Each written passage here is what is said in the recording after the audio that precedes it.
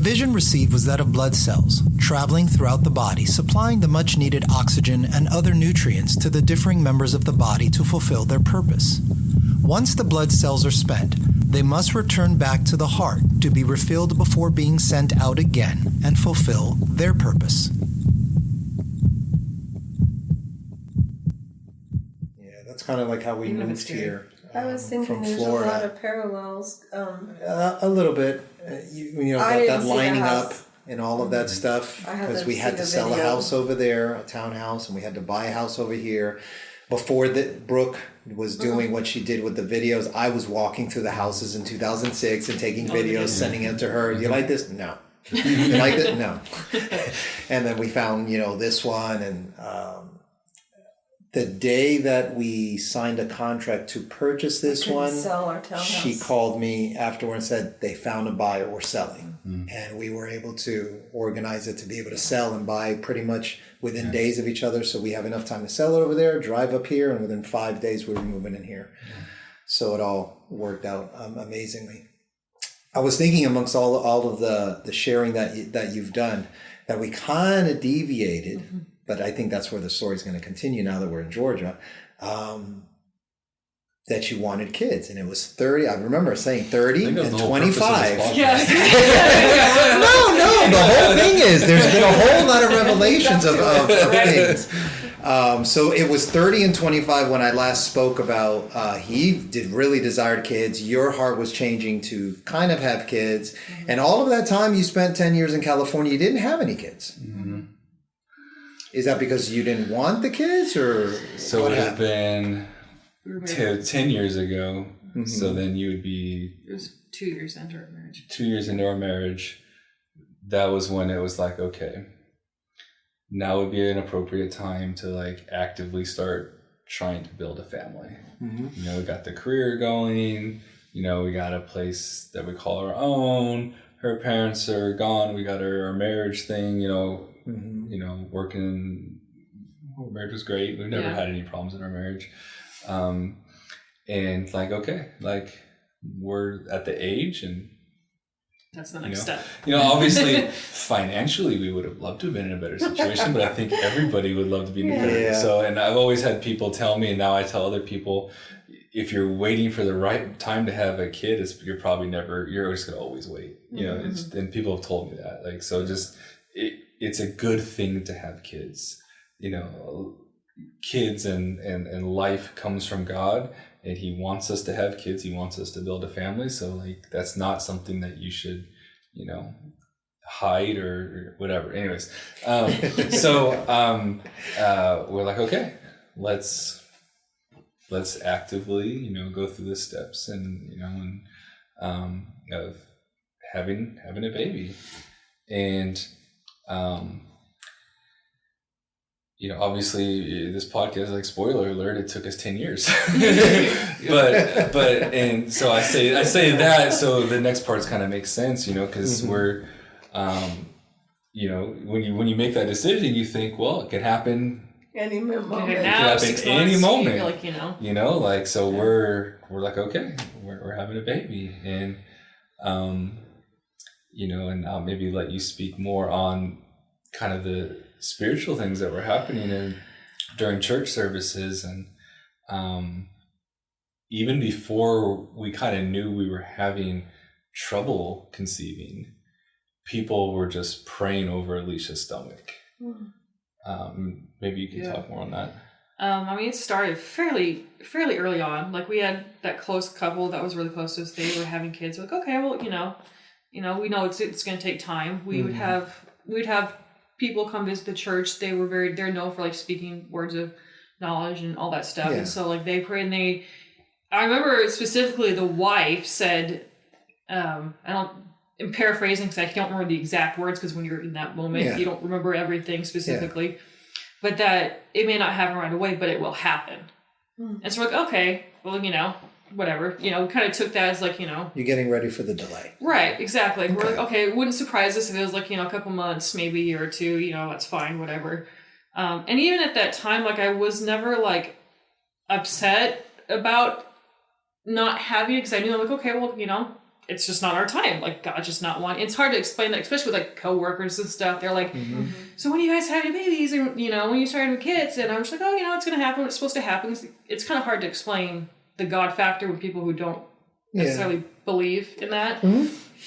So I'm like, people who are close to me knew, like, hey, like, I mean, obviously I'm like, God's going to make it happen when it's supposed to happen. Like, that's just, and that's how my brain has always registered things. Like, it may not be like right now, but if God said it's going to happen, it's going to happen. He never gave us a timetable, technically. Yeah. So I mean, who's to know? So yeah, that was people multiple times. I mean, 3-4 times probably. Yeah.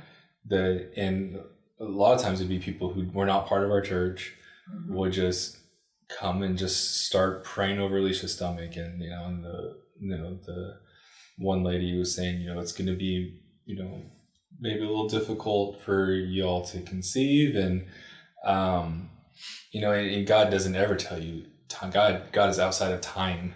He very rarely tells you time. Just ask Carolyn how long it took us to move here. And so you don't think it's going to be 10 years. Yeah, you weren't expecting that. You don't think that. So after, I don't know, 3 or 4 years probably. Yeah. Now it's like, okay, we're having trouble. Yeah. Maybe let's go get checked out. Let's go see is it her? Is it me? Where's the issue? Because if you can find out what the issue is, then you can try to do something. And fix the issue. And the doctor's just, nothing's wrong with either. Blood work came back normal. Everything on me came back normal. Everything with him came back. Like, nothing. There's nothing was wrong with any of us. Like, either of us. Like, what did that do to your faith? So we're like, okay. Like, for me, that kind of, in a way, it kind of confirms, like, okay, well, then this literally is a God thing. It's really, it's really just, it's God. We're waiting for something, like, to happen. Like, God's preparing us for something. Granted, we didn't think it was going to be that long. But we did kind of go through some of the process of what's called an IUI, which is, it's a medical thing that they do. Pretty much, it's right before IVF, when you go through in vitro fertilization. It's kind of like a step. They track, everything, and then you have to take medication, and then they come in and, just, I don't know how to explain it other than, they have to mix everything together.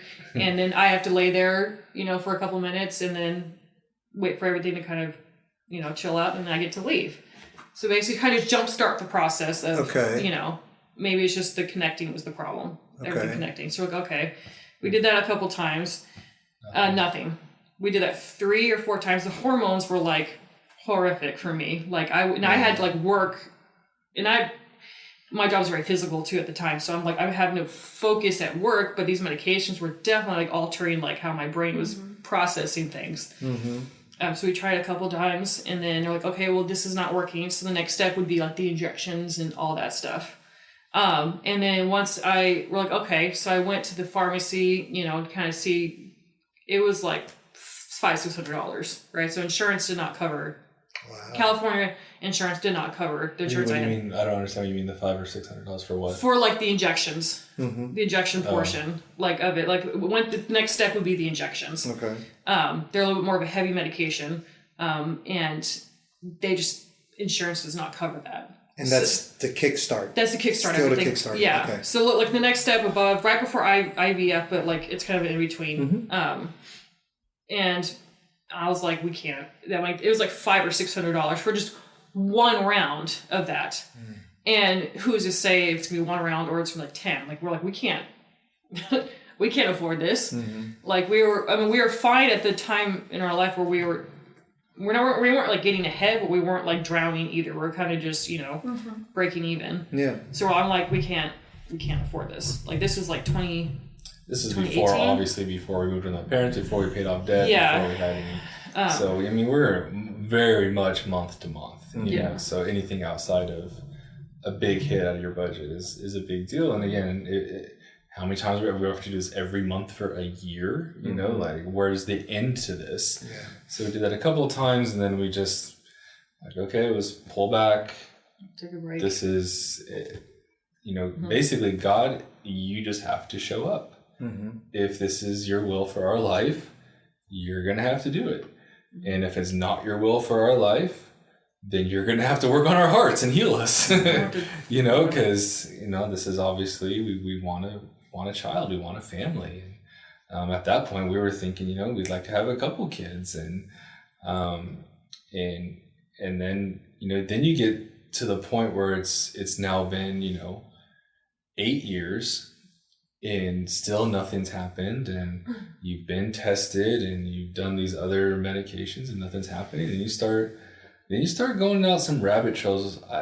You know, for me it was like, well, maybe we're called to adopt, maybe that's our path. And so you kind of look into that a little bit, then you're like, man, this is more expensive than the medication. Yeah. Like it's actually insane how expensive it is to adopt. And they're like, well, I don't know how we're going to do that.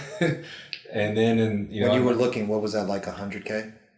Or I don't think it's that much. 20? It's probably 20. Okay. It's, you know, but right. that's still a lot of money. That's not, we don't have that. We don't have 20K just sitting around to go through those steps. And, you know, and then my brain, I'm like, well, maybe I'm just going to have a bigger role as an uncle. You know, maybe that's where my investment goes into. We just spend more time with nieces and nephews and invest in their life. And that's kind of where my brain was going. But at the same time, I'm still holding on to the word of God's going to give us a baby. It's still going to happen. So I'm still hanging on to that, you know, so there's, you know, your flesh is telling you things, and but you're hanging on to the Spirit, you know, because I'm still human. I still have thoughts of doubt. I still have thoughts of sadness and emotions. And, you know, you can talk about how many people around us were giving birth. Yeah. You know, I mean, even honestly, it hit me more once because we took a break after we decided we couldn't afford that, and then we kind of realized that's when we moved in with his parents, and we're like, well, God saved us from having a kid while living with the parents, so we knew, like, okay, well, that really wouldn't have been ideal, you know. COVID happened, so like a lot of things kind of happened in between that and then moving here. So we kind of took a break during that time, and then we knew we were moving, so we're like, okay, well, once we get moved and we get settled, then we can kind of start the process over again. Kind of just start from ground zero, you know. And so we moved here in like the end of June, and then we're like, okay, once things get settled down, we'll kind of start at the beginning of the year, basically. Like we're gonna go full force, and then, like, you know, we're gonna start over again. You know, at this point I'm 35, right? Is that 35? 34? Something like that.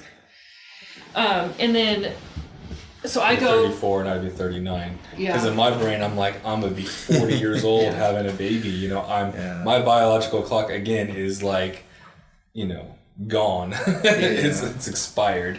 So I went to, it's very different. You know, in California, like you have to have referrals to go to different things, right? So and everything's different locations. So I had to find an OB. So I found an OBGYN.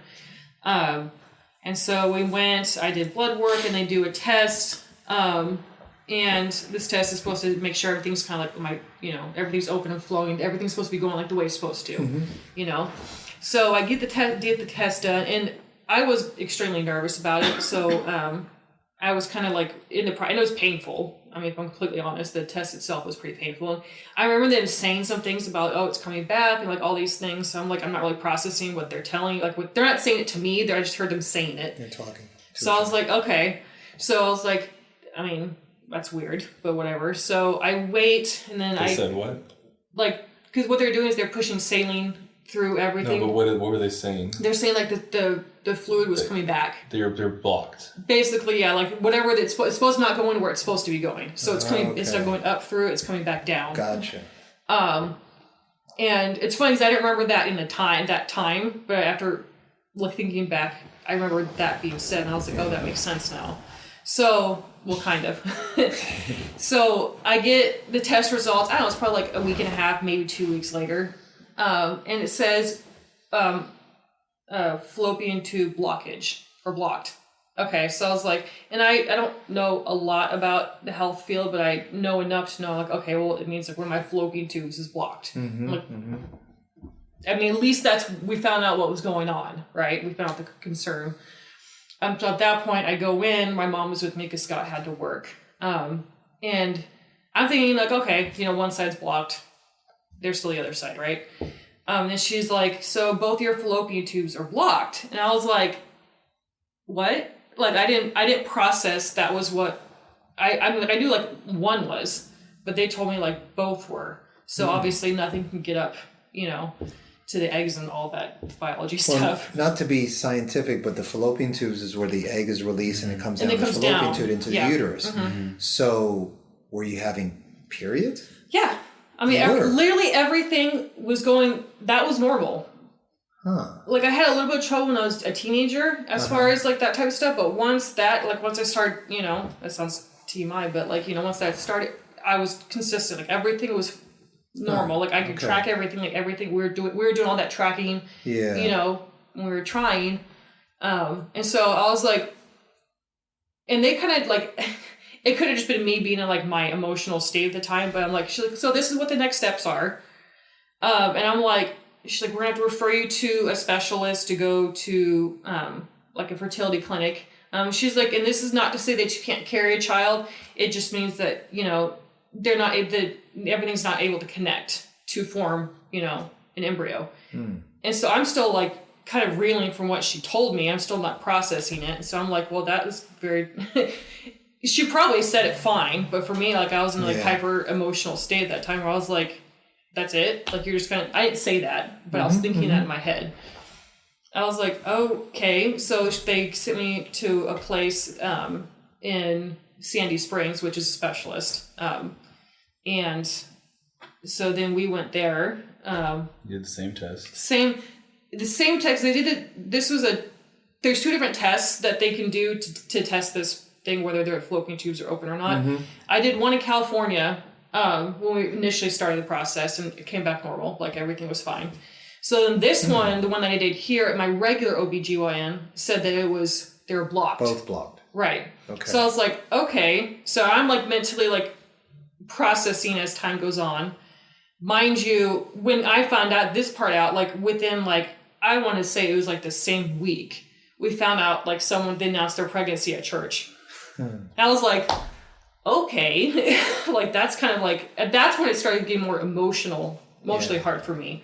It's because, I had been diagnosed with this specific issue, and then all of a sudden so-and-so, announces that they're pregnant, and it's kind of like a sucker punch, to my stomach. I was like, that was rough. And Pastor and Brooke knew kind of what we were going through. So them and my parents were kind of the only ones that really knew at that moment.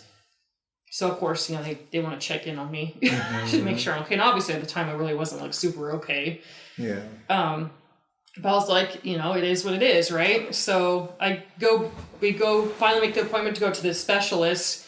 We both go get blood work, and I get this other test done that I got done in California. It's a little more extensive. It's a better way to diagnose the concern that they diagnosed me with. And so I'm in there, and I'd done the test before, so it's not a fun test to get done. So I'm like, and I'm watching, because you can watch everything kind of go. They basically just like dye. So they shoot dye there, and you kind of track the dye going through everything. And I'm watching it. I'm like, okay, like I kind of have an idea what's going on. And then the nurse or whoever was doing it, she's like, she's like, everything looks great. Like everything's flowing the way it's supposed to. And I'm kind of like, what?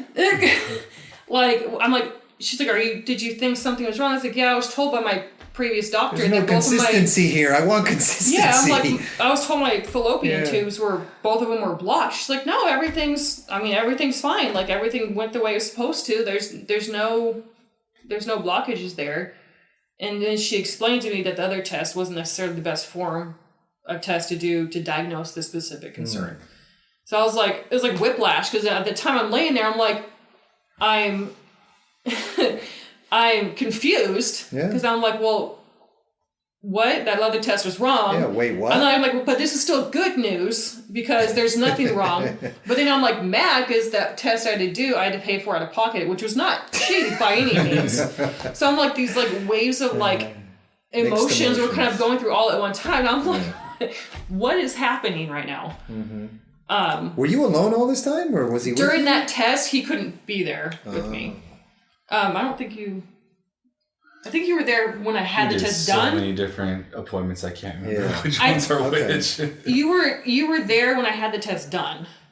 because I couldn't drive because they gave me a medication to kind of help relax me. Yeah. And so I couldn't drive, and it was, it's not a super close drive. So he was, you were there for the test, but, because I remember driving home from there. Because I went and got blood work done too. Yeah, so we were kind of getting all these tests done. Basically, blood work, all the tests all redone at the specialist. They do like genetic testing. I mean, they go extensive into all the tests and stuff. So now the specialist says you're good. Right. Okay. So, she's good, I'm good, everything's good. So she's like, and so we have like a consultation once we get all the results back. She's like going over this. She's like, everything looks great. So based on your age, at the time I was 35, she's like, we could do what's called an IUI, which is the first test that we did, or the first one we did back in California that wasn't successful. Right. She's like, but since it didn't work before, we could just jump straight to IVF, which I can't even think right now. Sorry. But anyways, we go through that process. But the funny thing is, thinking back on it, back in California, like going through IVF is like $40,000-$50,000 per round. Okay. For just medications, the whole process, right? Oh no guarantee. No guarantee that's even going to work. Right. So coming here, obviously we both got jobs. The job I got had just so happened to get the insurance that covers 90% of IVF, like the process. Okay. Not very, and it's expensive insurance. It's not like every place gets this insurance. Yeah. So the fact that like that all kind of lined up, I'm like, that's insane. Yeah. Like how that all played out. I'm like, obviously I could see, God's kind of hand, and because otherwise we wouldn't be able to afford that. Right. So I get a call. They're like, okay, well, your medications are ready to start the process. So you have to go to, go pick up the medications. And she's like, actually, this one they shipped to us because this is all the injections and pills and hormones like everywhere. So the total, she asked, if we're going through insurance. I was like, yeah, go and run through insurance. She's like, okay, so, and I was like, because I was curious. I knew insurance because I called insurance and asked like 5 million times, do you guys cover this? Are you sure? Are you sure you cover this? And they're like, yeah, they went there, we cover 90% of it. Obviously there's still stuff coming out of our pockets, but, so I'm driving, I remember vividly, I'm driving home from work. And they call me like, okay, well, we're going ahead to process everything. You just want to confirm everything. And she's like, since you're going through insurance, normally this would just one round of medications was $22,000 for just the medications. That's not like the process of them going in and retrieving the eggs and, planting the eggs and all that stuff. That's just the medications. That's not going under anesthesia and all that stuff, because you do have to go under that as well after you kind of get everything going. So I was like, holy cow, like that's expensive. And, but I'm like, thankfully God had provided me a job to where it was still not cheap by any means, but it was not 10% better than 90%. It wasn't $22,000 for medications. Yeah. So, at that point, I'm having to take medications 3 times a day. I'm having to take it at work. Just take a time out for a second. Yeah. Do you have any questions before we go through the whole thing, or If you were blessed and appreciate listening to this podcast and you would like to support us in our efforts, consider lifting us up in prayer first. Then remember these 4 social media buzzwords: share, like, subscribe, or follow. Share this podcast link with someone else by text, email, or word of mouth in the hopes that they might be uplifted as you were. Like by leaving a positive rating or review with whomever you listen to our podcast with. Subscribe to support the show monetarily with the link in our podcast description. Follow us on all our social media platforms. May God bless you and make you prosperous in Him as you listen and obey His voice.